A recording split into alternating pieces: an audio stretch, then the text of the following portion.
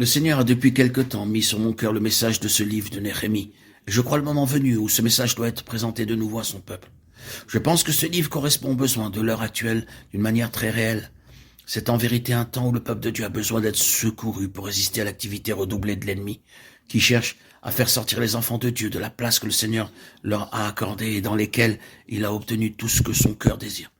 Il veut même les empêcher d'arriver à cette position divine.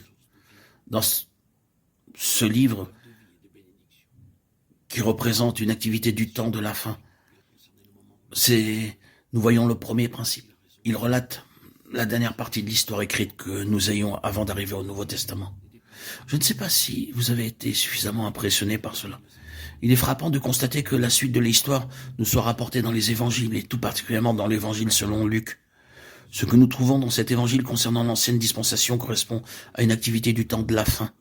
Le livre de Néhémie représente ce que Dieu fit à la fin de cette dispensation, et nous fait donc comprendre ce que doit être l'activité de Dieu dans ces derniers temps.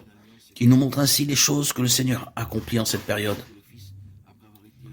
La seconde chose qui accompagne la première, c'est que du commencement à la fin, le livre de Néhémie se rapporte à la venue du Seigneur. Luc introduit immédiatement le Seigneur Jésus que nous trouvons dans le temple entouré de ceux qui représentent le reste, le résidu, ceux qui sont passés de l'ancienne dispensation à la nouvelle pour poursuivre le témoignage.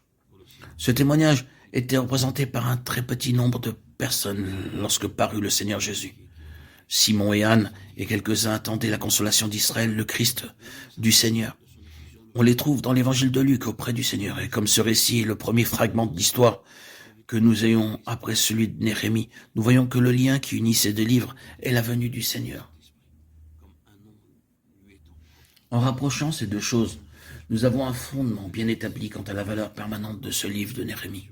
C'est une activité en un temps de la fin qui est liée à la venue du Seigneur.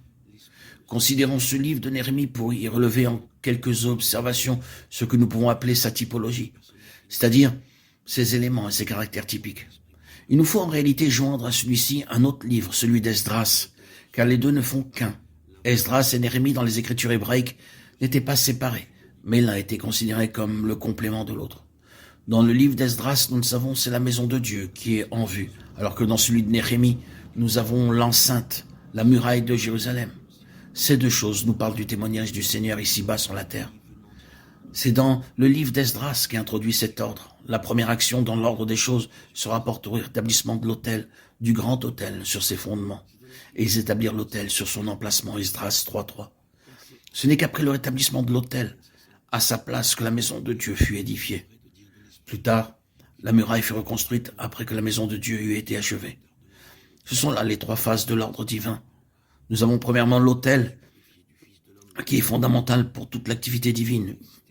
Il est le symbole de la croix.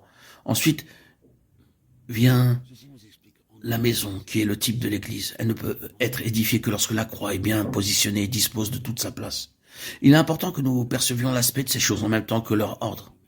La maison est présentée dans le sens que Dieu lui donne, quant à ce qu'elle représente pour Dieu et pour ce qu'elle est en elle-même.